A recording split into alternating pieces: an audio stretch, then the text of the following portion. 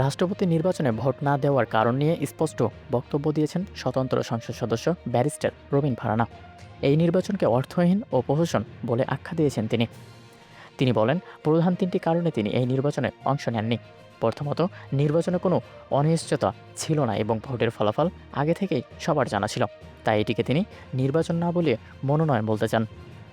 দ্বিতীয়ত, সংবিধানের ৭০ অনুচ্ছেদ অনুযায়ী সংসদ সদস্যরা দলের সিদ্ধান্তের বাইরে স্বাধীনভাবে ভোট দেওয়ার সুযোগ পান না। দলীয় সিদ্ধান্তের বাইরে গেলে সংসদ পদ বাতিল হওয়ার হুঁশিয়ারি ছিল, ফলে স্বাধীনভাবে ভোটাধিকার প্রয়োগের কোনো সুযোগই ছিল না। এবং তৃতীয়ত অবস্থানে তিনি বলেন, সংবিধান অনুযায়ী ক্ষমতা ও ক্ষমতার ভারসাম্যের বিষয়ে বিরোধী দল বা অন্যদের সাথে কোনো আলোচনা ছাড়া এই প্রক্রিয়া সম্পন্ন করা হয়েছে।